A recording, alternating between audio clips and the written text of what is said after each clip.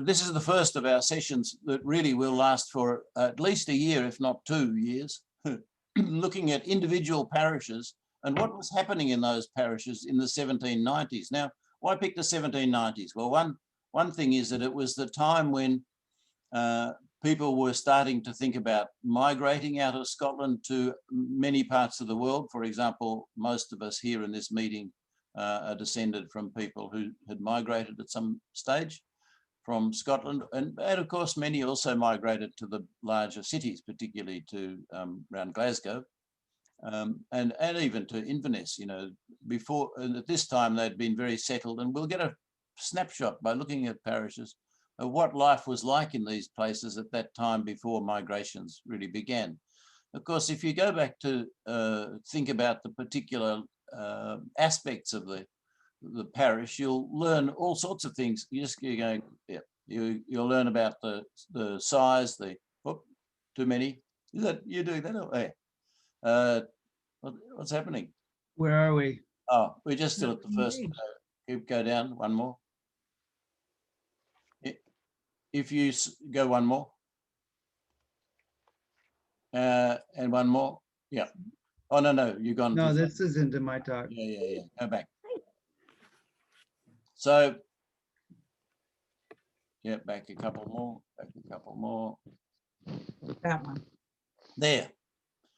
Yeah, so these are when I introduced this topic 3 meetings ago, we did a demonstration of a parish in the northeast of Scotland, the Highlands, and we identified these areas that are sort of broadly outlined in this slide. And you also talked there about where we were expecting to get the information from, because we were inviting members of our groups around the world to research those parishes and come up with a talk for someone else to present, usually. So these are the main headings, and we chose these because they're in this thing called the Old Statistical Account, which was something written by the ministers in the 1790s. You can go to the next slide. Thanks, Stephen. And the Old Statistical Account, or OSA,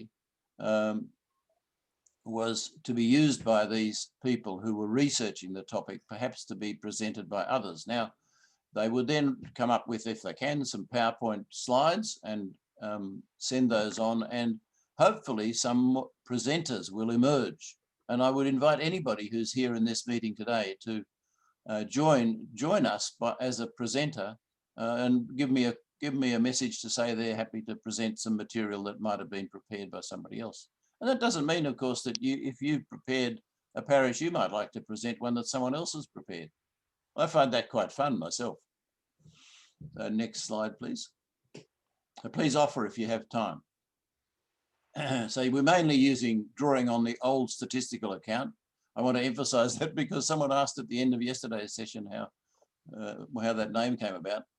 And you'll find out more about that and what's in them and so on by looking back at that demo it's called, in the list of videos. And you get the videos of the previous meetings by going to the main genealogy page and looking in the left side menu. You'll see there Finding Ancestors videos, and you can watch any number of these. All the videos, all the sessions we did last year are now available there to be watched, and it's usually the North American meeting reviews, so that's good. These old statistical accounts were written by the local minister. So it's someone who knew, you know, the people, who they were and what they were like. And, you know, he was unique. He was in a unique position to write in English, because most in these parishes didn't speak English, and to know the homes of these people and where they'd come from, what they were doing, and, you know, what they were like. The thing that we've realized as we're going along is that not only is each parish somewhat unique, although you'll learn something about other parishes by looking at a general picture of what they were like, but each minister had a different perspective on what he thought was important to emphasize and talk about in his presentation. So by attending not just the meeting about the parishes that your own ancestors came from, by coming to the other meetings, you will learn from different perspectives what was happening in the Highlands at the time. It's quite an interesting thing, you know. some of these ministers, they're really interested in certain aspects, and others they couldn't be bothered with. And in that earlier session, I talked about how originally they had planned to rewrite the reports into a more standardized format, but they decided to publish them as they received them. And that way you're getting very like first-hand account of what life was. It's a unique thing that you've got someone who was really there with the knowledge needed to write up a thing. It's a terrific opportunity. Next slide, please, Stephen. Yeah, so that's really the background to these sessions, and I hope you'll be able to attend all of them, not just the one that your own ancestors came from. Off you go. All right, thank you, Bruce. So here we're going to talk about the Lough Carron Parish, and most of this is based on what was presented in the old statistical account, but Star and I also expanded as you get interested in reading other documents, and so there'll be sort of a variety of sources of information to try and give us a picture of life in Lough Carron at this particular time. I do want to say up front that neither Star nor I have actually visited Lough Carron. We are very interested in the area because Star's ancestor, Duncan McLennan, who is in our genealogical research, was the founder of what we had for information, shown here as one of the progenitors of the River Dennis, born in Lough Carron in 1740 and died in, sorry, 1826 or 1828, I believe. So Star's direct connection to that area is something we've become interested in. And I understand Alan may have quite a bit of knowledge of the River Dennis area. And so we may want to try and connect and learn more about that as well. So people who have been to the area will be interested to hear stories of Lough Carron from your perspective of visiting. So with that, we'll start with the name and the statistical account itself. So on the right-hand side here is the first page of the statistical account to give you a little bit of a view of what that looks like. Much of this was written in sort of Old English. And so if we zoom in here a little bit, you can see a lot of the S's, for example, were printed as F's. And so reading through this, if you're not used to that, may take some getting used to in terms of understanding what's actually an F and what is actually an S. But anyway, this is the statistical account. And the first thing that we can take from this is the origin of the name from the Gaelic Carmoon or Carron, which means winding stream. So as we'll see it in a moment, the Lough Carron is really the headwaters or where the River Carron dumps into the North Atlantic, and that's actually a pretty important part of the history of that area. So we'll start with just looking at the region. So on the left-hand side is a view of the parishes or most of the parishes, I should say, of Ross and Cromarty. This is a map from the clan document, so some of you may have already seen this or a very similar map. Lough Carron is over here on the western side of the Highlands. We'll talk about this more in a moment, but the loch is actually right here at the bottom. And just for those of you who attended the last session, Alness, that Bruce presented is up over here. So we're on sort of the opposite coast. And looking more specifically at the region itself,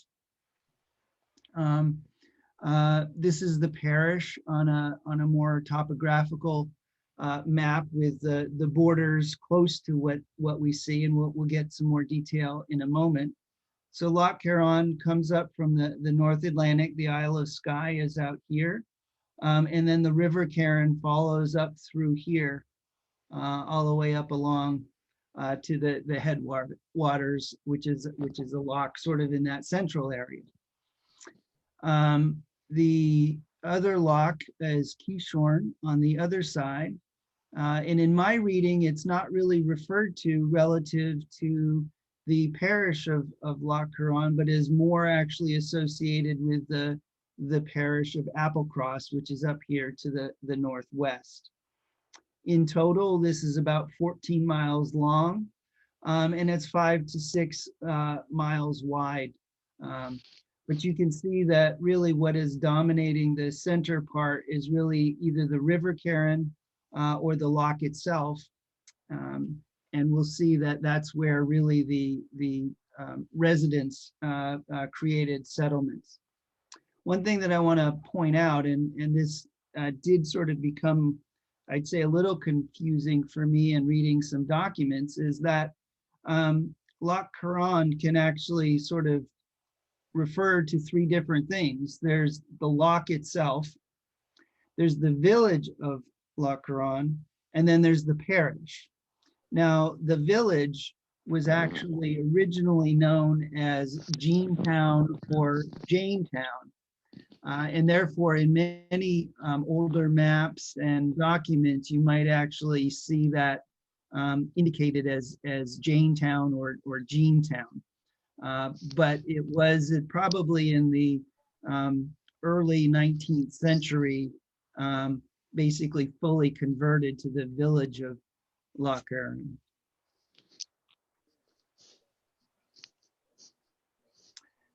Couple points of interest that I want to point out is the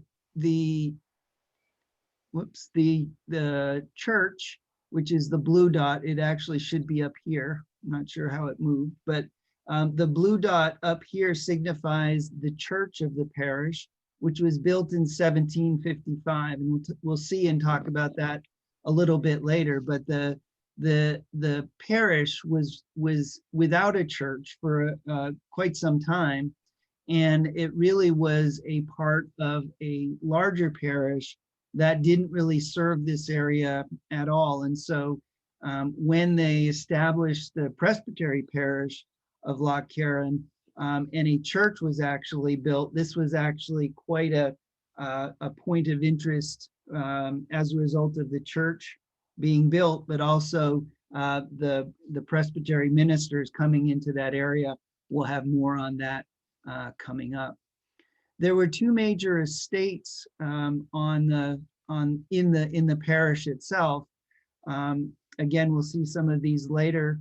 But one of the things that I found interesting is while these 2 estates are within the parish, the primary inheritor was in the Applecross parish, but they actually were predominantly responsible for land leases and supporting the poor.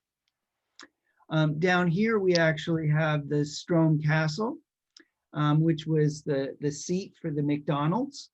And the Mackenzies took it over in 1602 and actually destroyed it. And we'll see some photos of that later on as well. And then up in this area here near the headwaters of the River Carron is actually where the McLennan Way is. And I'll let Bruce talk a little bit about the McLennan Way. I realize what's happened to the dots, Stephen. It's because I expanded the map. Aha. underneath the dots stayed in the right place, but the map's bigger so you can see what's on it. And a bit the same is true of the purple dot. The glen or the river valley that comes down here from the upper reaches of the Loch Carron River comes to a point up here where you can just make out that the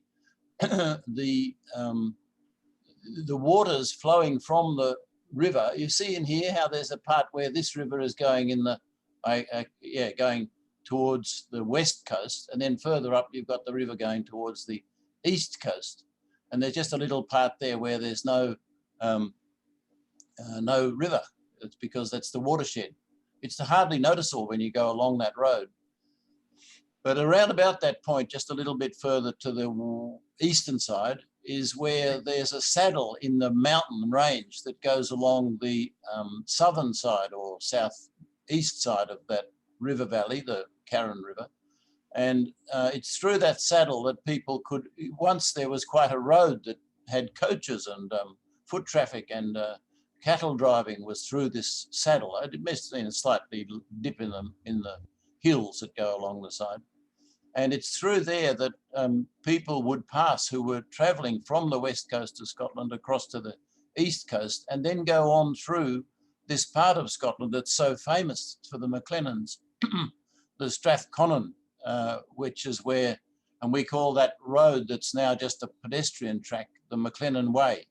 But it's very historic for us because any MacLennans coming from the traditional parts of MacLennan country on the west coast, including Loch Alsh and Kintail, could come up this river valley, cross over at that saddle there, and go into the Strathconnan, where they would find so many of their relatives, connections.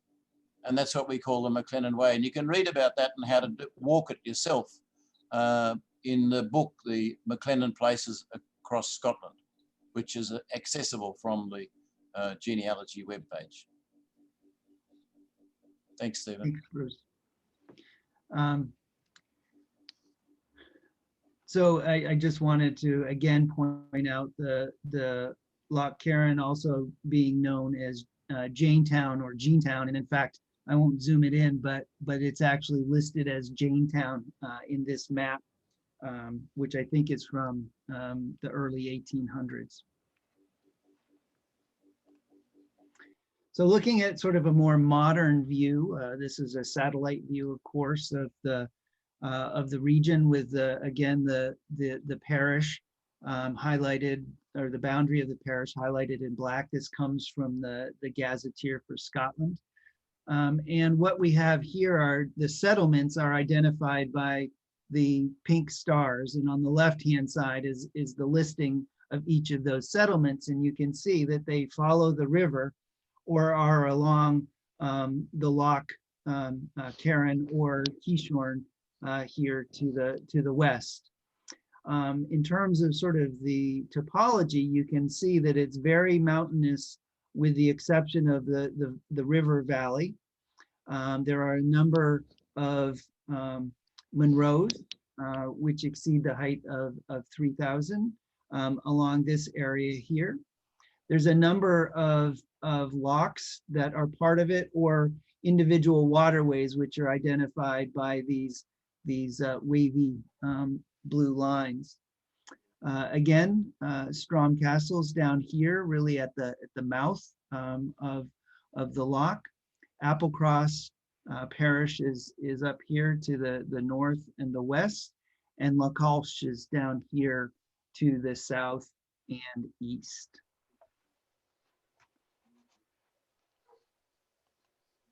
So that gives us a little sense of the land itself. And so let's look at the population, or the people, a little bit. The total population at the time of this report, which was 1794, when Reverend Lachlan Mackenzie submitted his account, it was 1,068 people in the parish, which Dr. Webster's census in 1755, which is really the only other major census prior to 1800 of Scotland, showed 761 souls, as they were indicated in his account. And so we do see a slight uptick in the population from 1755 to 1794. Out of interest, Starr found a really good source that has the census of just the county. So this is the county as a whole, and certainly not Loch Carron by itself, but here we see population of the county in 1755, and then starting in 1801, every decade after that. So we see a rise in the population of the county up until about 1861. And then it declines a little bit, but really is as much a plateau at this stage as anything. We did talk about this in one of the earlier sessions, and likely it was the agricultural practices and having potatoes and other things available to provide nourishment that likely allowed for an increase in that population. One of the interesting things, again, this comes from the Webster account of 1755, but they identified 154 and a half fighting men. Now, a fighting man is somebody between the ages of 18, a male between the ages of 18 and 56. And so I'm not exactly sure how you get half of a fighting man, but maybe they only had a sword rather than a gun, or they only had one arm. I'm not quite sure, but I found that to be interesting. And I haven't looked through a lot of accounts, but I haven't seen any others with decimal places for people. Also of interest was sort of what went on in terms of work in the area. It was identified in the account, the statistical account, that there was one public house and 4 dram houses. I'm presuming this is spread out over the various settlements, but they don't actually identify where in the parish these were located. In addition, they identified some of the types of work that were in the area. And here I've shown it as a pie chart to sort of show a distribution, but the numbers that they present, for example, is 9 weavers, 3 or 4 tailors, 1 smith, 3 wrights, 4 gardeners. So we're not talking about a lot of numbers here. They did not specifically identify the number of crofts or farmers or fishermen or anything of that nature. So it's my opinion or presumption, I guess, that a vast number of people not identified with this type of work would have been associated with agriculture of some type. And one of the things that we found interesting is that Stars McLennan branch has a number of gardeners through the lineage, and that being somewhat of a interest from the region may have been what stimulated that among her branch. So here's just a picture looking down the loch. This is actually Attadale, and this is one of the estates that we'll talk about a little bit later on. But this picture sort of highlights the various types of land that you might have seen: the high mountainous, very rugged terrain, some more sort of rolling hills and forested areas, as well as sort of swampy or marshy areas along the coast, and then more arable land that could have been used as agriculture. Now, of course, this being part of one of the heritors' estate is much nicer land than what the average crofter would have likely had available to them, and they would have had probably much rougher terrain and certainly much smaller parcels to be able to work with. But sort of along the loch as well as up the river, there are clearly areas that allowed for agriculture to take place, which was very important. And then access to the sea for fishing. Salmon and herring were very well known in the area and actually continue to be of interest today.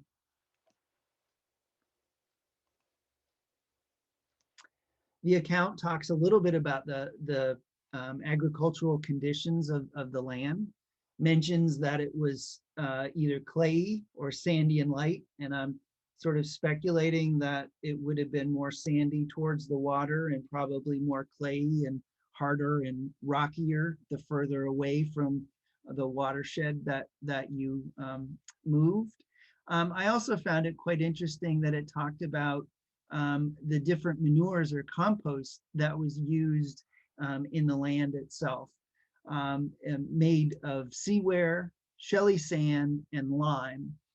It was also some indication that in some areas they would add sand itself, which I presume is what they're referring to as the shelly sand, to lighten up the thick, rocky, clayey soil, particularly I would presume near the mountainous regions, which were very, very rough to work. The major crops were identified as oats, barley, potatoes, and peas. And the peas is spelled slightly differently in this account, and I believe it was someone on the Australian session or the WAPU session that indicated in some of their reading they had identified this as actually a legume and not the peas that we associate today, and so it may be a slightly different type of pea than what we think of when we think about peas today. I also found it interesting that they indicated the harvest and seeding times, and that this sort of growing season is quite similar to the growing season that we have. And so just sort of thinking about that, if I had to grow all the food that I could in that period of time, it would be extremely difficult. And so the ability to have access to the sea was probably, and rivers were probably very important to be able to fish and provide additional protein sources. Also, having the ability of storing food was probably very, very critical to the growing population of the day. I really can't imagine being able to grow a year's worth of food in not quite half of the year.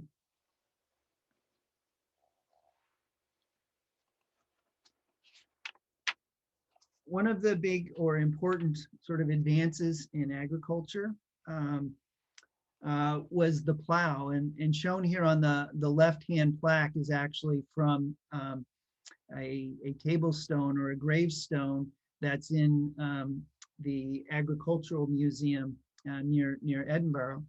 And it depicts sort of the advancement of the plow. And here they're showing human plow as well as those that were drawn by horse or cow or other animal. And it was really this advance that allowed the working of the land. Now, much of the ability to work the land with animals came after this time period, particularly in these regions.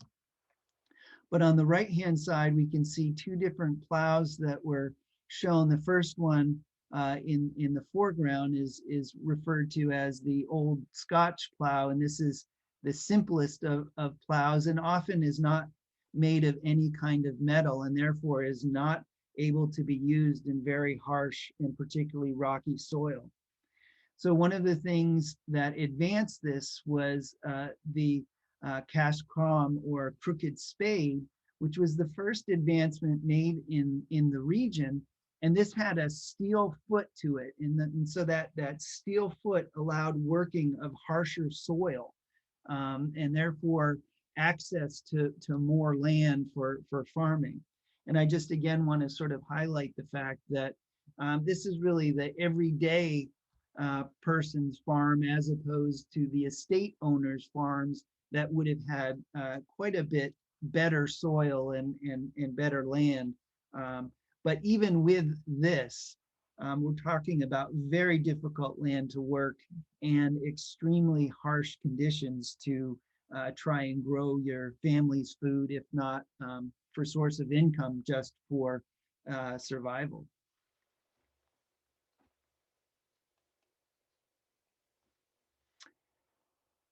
Transport in the region was really the waterways. At this time, there were no roads. There were paths that would have connected the villages. Very few horses, if any, in this area. And therefore, really, the connection between the villages occurred through access to the waterway in one form or another. The fishing, which was prominent in the area, was mostly herring and salmon. This image on the left-hand side is what's referred to as a traditional Scottish herring boat that was common, particularly in the Western Highlands. And so in the statistical account, it indicated that every town had 2 or 3 boats, depending on the number of people in that village. And so I imagine actually that fishing was really a group activity. You can see that the boats are reasonably large, and it would take multiple people in order to be able to just use them on the waterway. But at the same time, if you were fishing, it was probably more of a group activity. And fishing was, as I mentioned earlier, was not indicated as a job, but likely done more as a community to just provide food in general. The Parliamentary Commission in 1802 started the development of roads. And what's shown here are the earliest roads that were built between 1810 and 1825. The first road was actually built from Kyle to Strom Ferry. That was completed in 1813, so a little bit after the time period of the account, but in the same sort of era. And then the road all the way to Loch Carron was completed in 1817. And so prior to that, there was really no land access around the loch. It was all by boat. And then here in Strom Ferry, this is a modern picture, but shows where the ferry landing is. At the most narrow point of the loch, which is less than a mile, there was a connection between Strom Ferry and Northern Strom, which is right up here, this little outcropping. And so this was really the way that you would get across the loch without having to go up and around. And this was actually true for a very long time. That ferry was still used. And because of that, one of the first train stations, I don't know when, but when the train stations came in, actually was built in Strom Ferry so that it could connect across using the water ferry in order to be able to connect the region.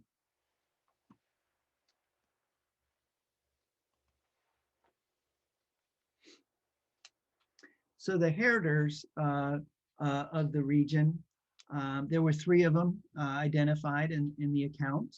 The Mackenzies of Applecross, the Mathesons, which in the statistical account was spelled this way, but almost everywhere else I saw it referred to as spelling in a more what I would consider typical way for Mathesons. And they were in Adadale. That's that estate that you saw looking down the loch. That was Adadale, and it was the Matheson estate, or referred to as the Adadale house. And the McDonalds of Court Hill.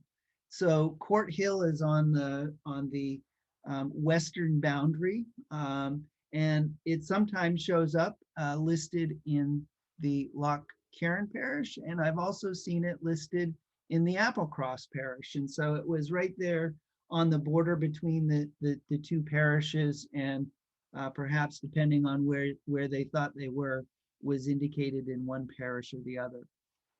The Mackenzies of Applecross were indicated as the only residents of the area. So even though there were estates here, apparently they weren't necessarily there by these families. They were operated for them. But the Mackenzies were the ones that were the predominant heritors, and also the ones that provided the relief of rent and also supported the poor. But here you can see Thomas Mackenzie, this is about the time that we're looking at in the account, had purchased Loch Carron from Sir Alexander Mackenzie for 10,000 pounds sterling. And his son was a successor. And so at least for a couple generations of the Thomas Mackenzies, it was maintained in the area. So the Mathesons of Adadale had this estate. So this is the estate we saw from above. And this was built in 1755 by Donald Matheson, who is the son of John, which was the Seaforth Estates, from the Seaforth Estates in Kintail, Loch Alsh. This was sort of considered the second largest estate. The Mackenzies basically, sorry, the Mackenzies of Applecross were considered the major land operators, heritors, whereas they had a property or estate of about 30,000 acres, which actually extended into the Loch Alsh parish. And so it goes from Adadale, which is along the loch itself, and then basically goes east to Loch Manar, and encompasses about 30,000 acres. The McDonalds of Court Hill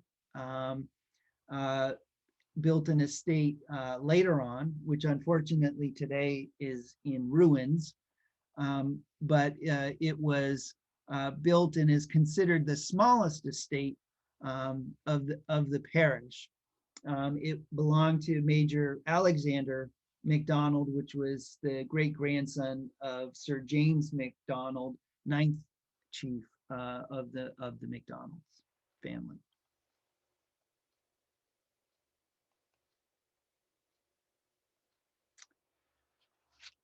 The church in Loch Carron, as I mentioned, was built in 1751, and it was originally called the Great Church of Loch Carron because it was so big, even by the standards of the other kirks or churches in the Highlands, and therefore it was considered to be quite a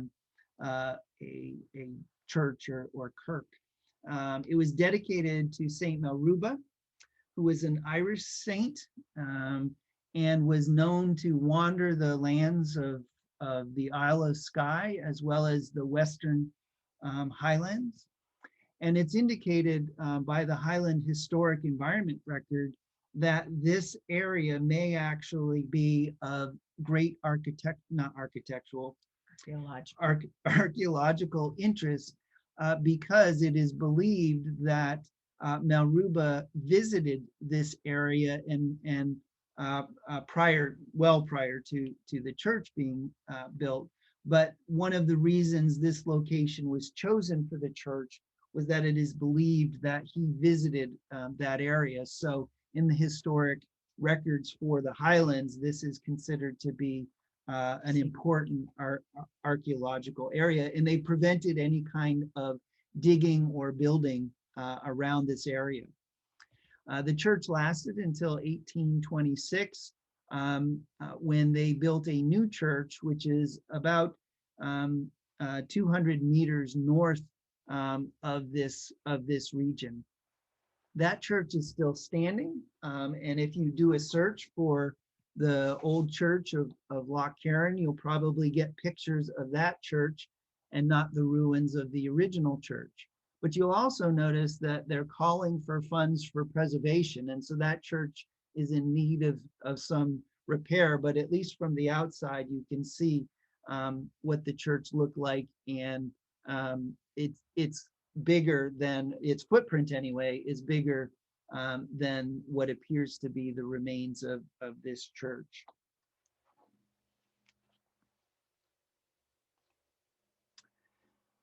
There's a burial ground that surrounds this. If you take Google Earth or the satellite view of Google Maps and zoom in on this particular area, you can sort of see the footprint of the church. It's a little blurry, but it's visible.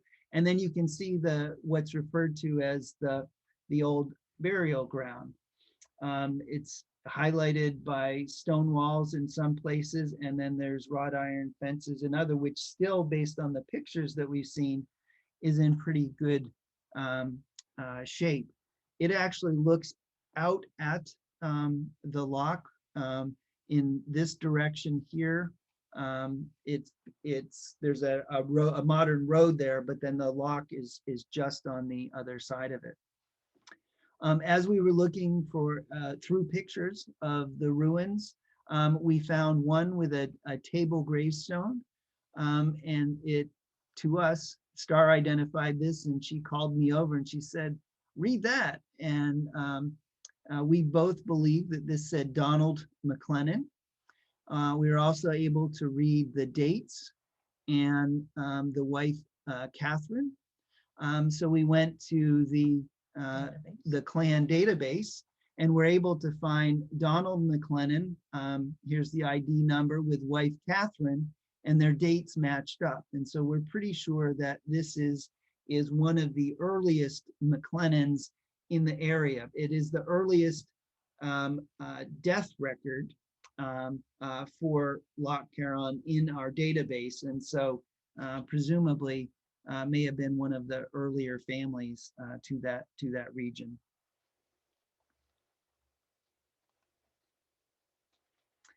So the minister at the time of the statistical account was Lachlan Mackenzie. He was identified as the third Presbyterian minister. He was educated in Aberdeen, and he became, after university, he became the schoolmaster in Applecross. And then in 1782, he became the minister of the Loch Carron parish. He was preceded by Donald Munro and Enos Sage.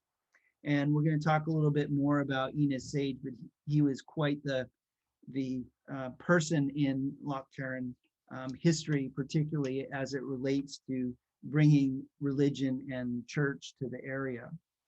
But Loch Carron had great affection for Lachlan Mackenzie, and it's stated that Reverend Lachlan Mackenzie, the third Presbyterian minister of Loch Carron from 1782 to 1819, so about 37 years, who was the author of the old statistical account, was much respected throughout the Highlands and known as Mr. Lachlan. It is said, in the gift of prophecy of second sight, which we thought was curious, and we found this story that indicated what was referred to by that. For example, on one occasion at a packed Sunday service, he announced to the congregation that 5 of the young men under 28 years of age present would be dead within 6 weeks. Sure enough, as predicted, 5 did die, but with only 5 weeks, 3 building a new road and 2 others in the parish. These events were all independently witnessed by the road contractor, an Easter Ross man, and must have taken place about 1816 as the road was completed in 1817. So he had quite a reputation within the parish. But interestingly enough, within the statistical account, Lachlan Mackenzie almost exclusively talks about Enos Sage, who was the first minister of Loch Carron. Now, Loch Carron as a parish only came about in 1724, and Enos Sage was the first minister to be named for that particular parish. Prior to that, it was really identified that the area was quite wild and barbaric, one might say.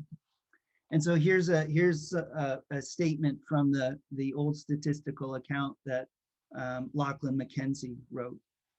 60 years ago, the inhabitants were very inhospitable towards the clergy.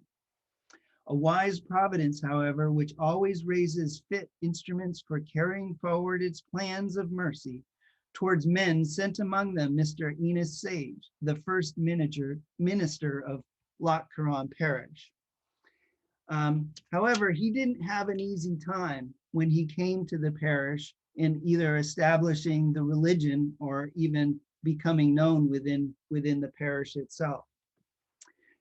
Starr found a document that was written by Enos Sage's grandson, and it has this passage about Enos Sage coming to the area. On the evening previous to his settlement at Loch Carron, my grandfather had no better lodging than a barn. This barn was of peculiar construction. The walls were principally of wicker work interwoven between pillars of turf and stone. The moisture of the climate, particularly in harvest, rendered this peculiar mode of construction necessary to dry the corn, which when cut was housed and not stacked in the yard as in more genial districts. Such was the cell in which the first Presbyterian minister of Loch Carron was lodged on the evening previous to his settlement. No better was offered, and perhaps no better could be found. In this hovel, where he took up his quarters for the first time, some of his friends lodged with him, but during the night the barn was set on fire. The smoke and flames roused them from their slumbers, and while his friends busied themselves in securing the safety of the dwelling and extinguishing the fire, the future minister of Loch Carron took that opportunity of cultivating his first acquaintance with a parishioner.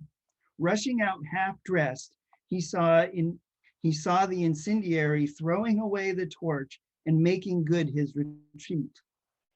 My grandfather pursued, and the continuing chase for some time at last got up with him, and just as the fellow neared his own door, planted an irresistible grip on his collar. The culprit was dragged back to the minister's lodging, expecting nothing else than a beating, even to the breaking of his bones. Than this, however, nothing was further from my grandfather's intentions. No violence was used. The culprit was placed in the middle of the floor and asked whether he set the house on fire. If so, what were his motives? The man frankly confessed what he had done and assigned as his reason that it was to rid the parish of a Whig minister. But I am now in your power, he added, and take your revenge. We shall do so, said my grandfather, but mark it well how we do it. He ordered meat and drink to set before him, asked the divine blessing, and invited him to proceed. The fellow was hungry and made a hearty meal. My grandfather then said to him, you came here with no less evil an intention than to deprive me of my life. I have returned good for evil. Go and tell your neighbors how the Whig ministers avenge their wrongs. And it was this that was one of the first events that began to draw the appreciation of Enos Sage to the community.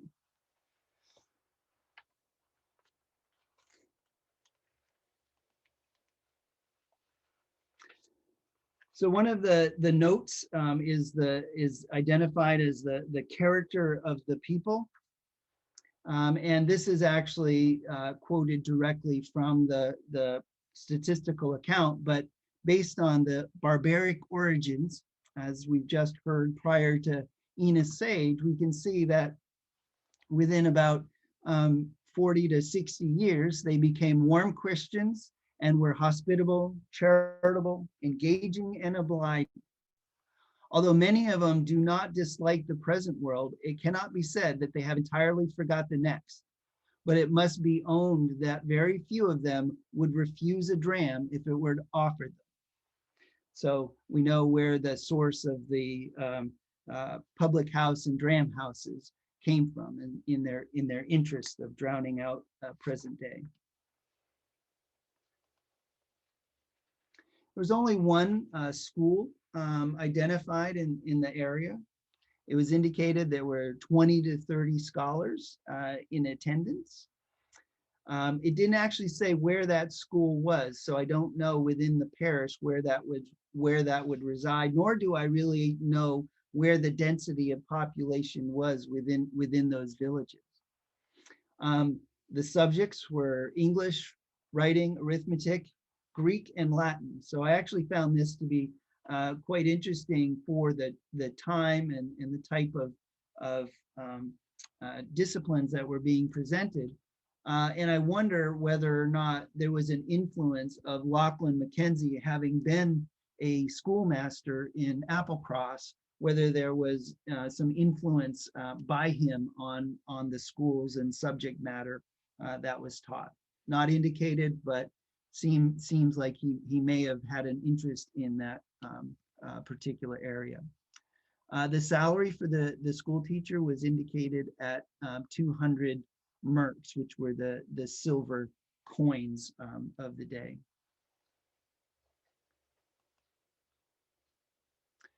The poor was indicated that there was 20 to 30 poor on average, and that the collection for the poor was around £6 every year. Some of that came from collections of the church, and some of that came from collections of the heritors. The 20 merks were provided annually to the poor to help support them in their time of need.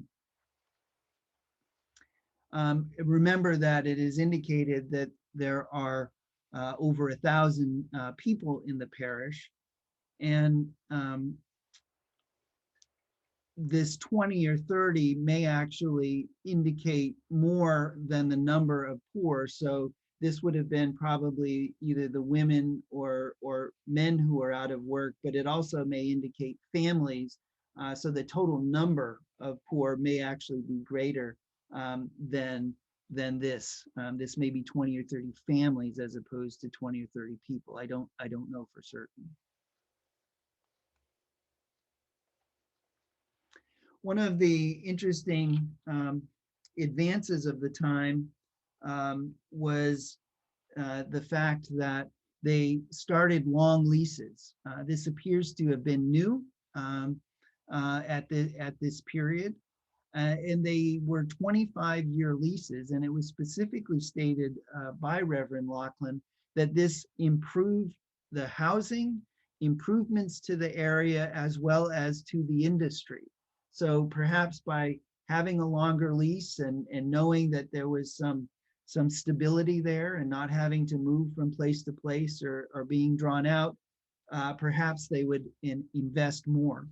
However, looking at the picture on the right, which is a house from the Isle of Skye, but representative of the region. Bruce found this picture, so thank you for that. You can see the plow in the foreground here. So these weren't really what I would consider to be super luxurious homes for the region, but they did indicate that they had made improvements as a result of these long leases. It was indicated that there was some longevity in the parish, not actually with statement of how many people had long lives and what they meant by longevity. I don't know what the average age span would have been for individuals of this time, but specifically pointed out that there was some longevity within the parish itself.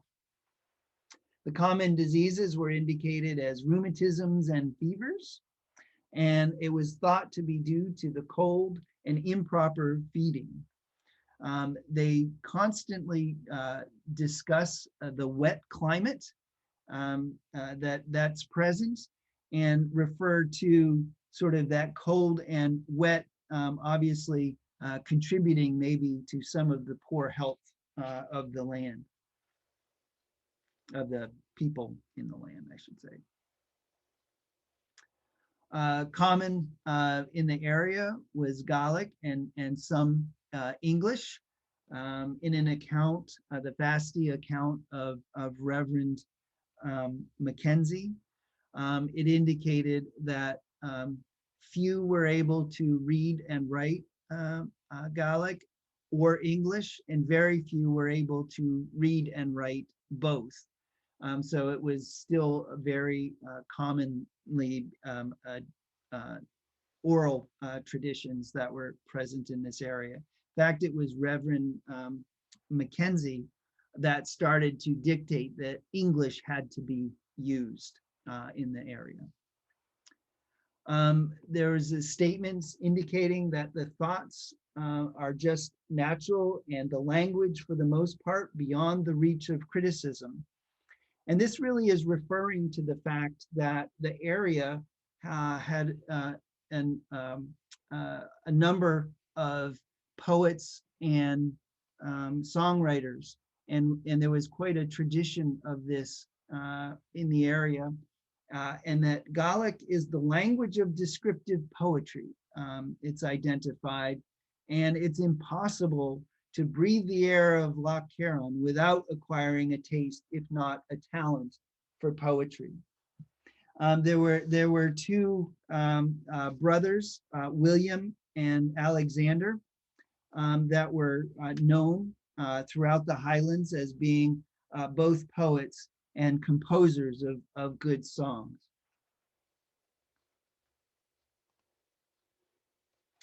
So we can look a little bit of some of the MacLennans in the parish.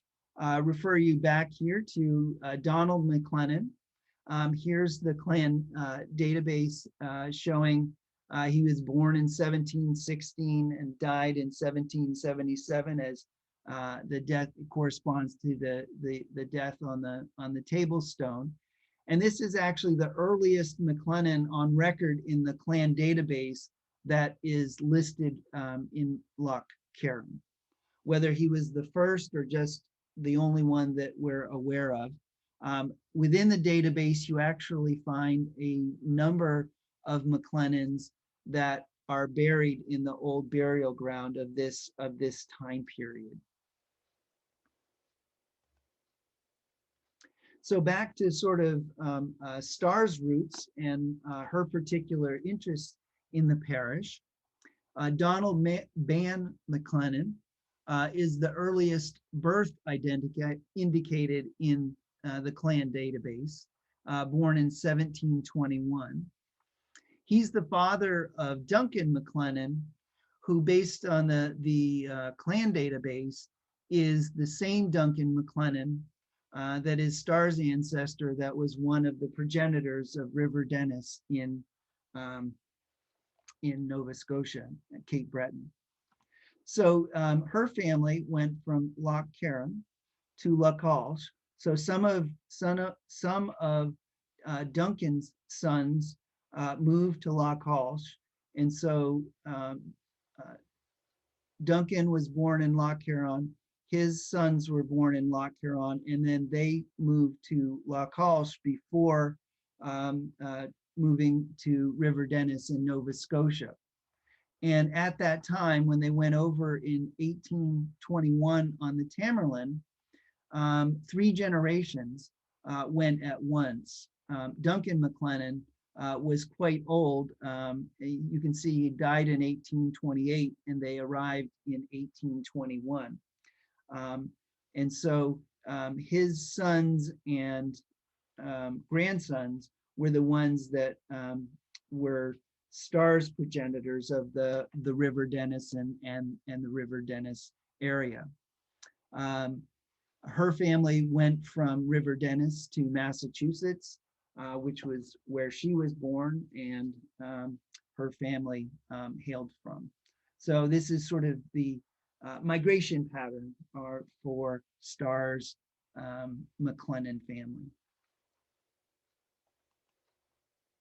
Just a quick view of a MacLennan who was born and died in Loch Carron that I grabbed out of the database.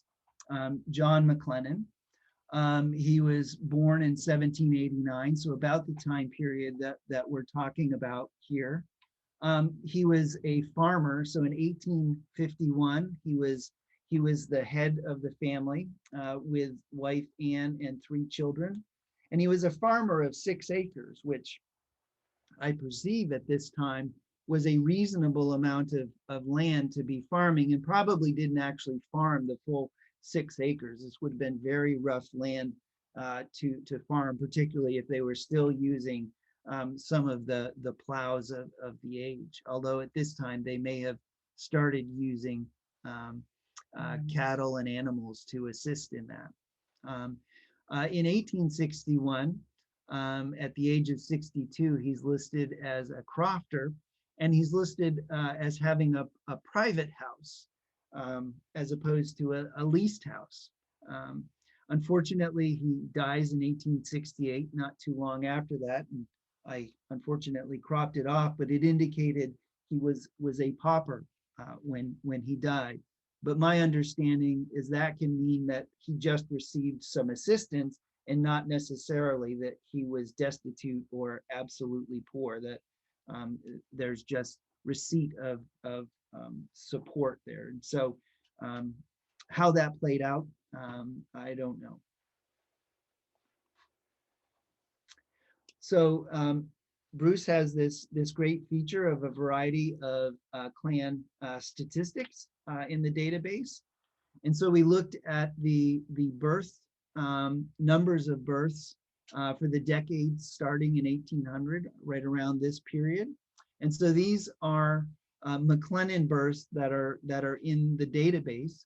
And so Loch Huron actually ranks 10th within all of the parishes present in the database. And you can see within this decade, there's about 40 or 4% of all of the McLennans born came from Loch Huron.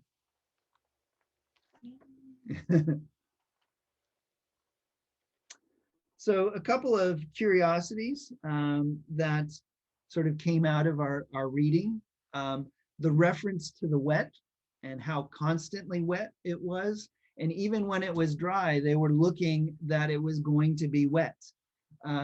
It was stated that even the crow's call was calling the rain.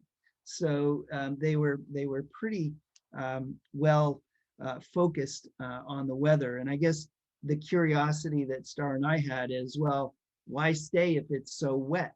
But it probably was also good for the waterways and the agriculture of the time as well. And even the wet and cold creeps into a number of the poems and verses of the age too. So this is quite a common subject for them to discuss, as perhaps within all of the Highlands. The other curiosity, which I found quite interesting, was a tale that was told about 1791. It was a remarkable herring fish run, and during low water, the children of Kirktown went off into the strand and carried lapfuls of herring, and that's just such a vivid description. You can just see them either with baskets perhaps, or the dresses, and just scooping the herring out of the water and bringing it home.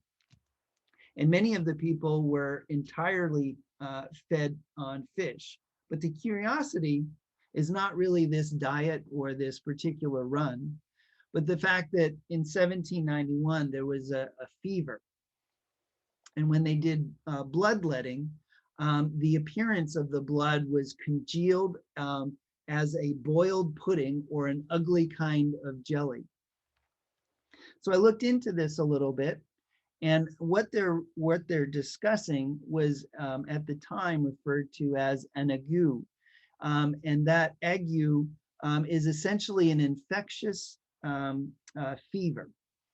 And it appears that most of these of this time were what we would call today malarial infection. And in fact, there was an indication, I did some additional research, and there is some indication that there was a malarial outbreak in this time period in a number of areas of Scotland. What also is interesting is that malarial infections that become quite severe, will actually lead to congealed blood. So while they're trying to make the connection of the congealed blood with the fish, in fact, they talk about people even smelling like fish because they ate so much. It is likely that the congealed blood or the boiled pudding appearance was associated with a malarial infection and not with the fish itself. The Strome Castle is a point of interest.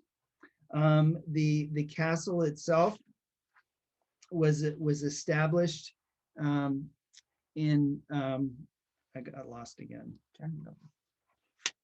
I always get lost here, don't I, Bruce?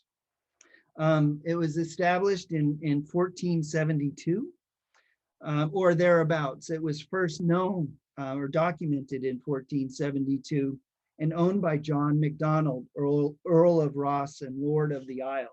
It became the seat of Clan MacDonald, and there were a number of battles that took place here. It actually changed hands a few times, but the MacDonalds were finally defeated by Kenneth Mackenzie, chief of Clan Mackenzie, in 1602. And it was at that time that the Clan Mackenzie actually destroyed the castle. They didn't need it nor wanted it, and so they actually blew it up. And the ruins have remained to this day. Of note is that the land actually returned back to the MacDonalds at one point, but they decided not to rebuild. And Bruce, you had some interesting points with regard to this in reference to sort of McLennan history. Yes, and I'll let you. of course, this is very important part of history for our clan, because when we're talking about the Mackenzies, we're talking about the Eilean Donan fort that was there before the current Disney building was built in the 1920s. The Mackenzies took on the Eilean Donan strategic location, that is, you know, covering the access of people into that part of Scotland. And this was the access, as we talked about earlier, that they had through to the other parts of Ross-shire, through the Strathconan and over to the east there. And these were the MacDonalds. Well, the powers that be in the rest of Scotland wanted to reduce the power of the Lord of the Isles, who was also the Earl of Ross-shire. And so they gave the Mackenzies, who had been part of the Lord of the Isles team, they gave them the job of bowling over the MacDonald's power. And this is part of that exercise. And because McLennans were based around Kintail and Eilean Donan, they would have been part of this exercise to push the MacDonalds out of this particular parish, and then further on into the east of Scotland through the Strathconan, and then on to the Black Isle. You know, it's all part of this long sweep of history that removes the MacDonalds and puts the Mackenzies in charge of Ross-shire, basically. And the same happens later in Gairloch and in Lewis. You have the same sort of behaviour. The king gives authority, in some places sword and fire, you know, meaning giving them permission to kill the MacDonald supporters in those parts, in Gairloch and in Lewis. So, you know, this is a big part. And where they go, the Mackenzies, because they're coming from the base at Eilean Donan, along go the McLennans as part of the exercise. So this is why you find McLennans where you do. This illustrates is an example of how that happened, how we come to be McLennans where we are in those places: Gairloch, Lewis, Loch Carron, Strathconan, Black Isle, all parts where Mackenzie spread out to over the years we're talking about, from 1600 to, you know, 1800, say. Yeah. Thanks, Stephen. Yeah, thank you. So just to sort of summarize some of what we've covered, we talked about sort of the structure and the topography of the land and produce and agriculture. Some of the heritors and minister, particularly Innes Sage, who is so critical to bringing the church to the region. Population, while it was relatively small, I don't have great understanding of how it was dispersed through those lands as well. I talked a little bit about various employment, the poor, some of the housing conditions. There are a number of McLennans there. I didn't actually highlight it, but on an earlier slide, I pulled information out of the database, and the numbers, there are about 500 McLennans that are shown to have been born there. That's total, not during this time period, but total in the database.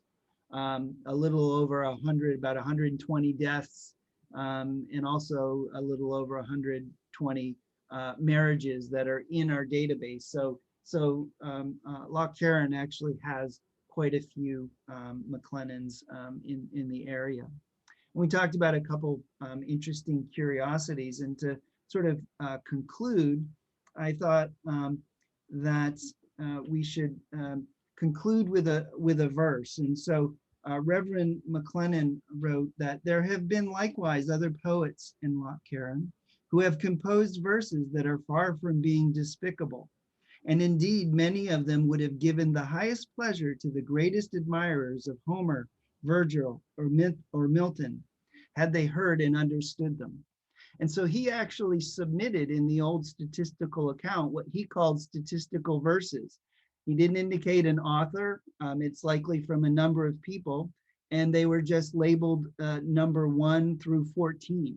So I thought I would conclude with the final verse that he submitted with, I wish you health and happiness, and may you live in peace.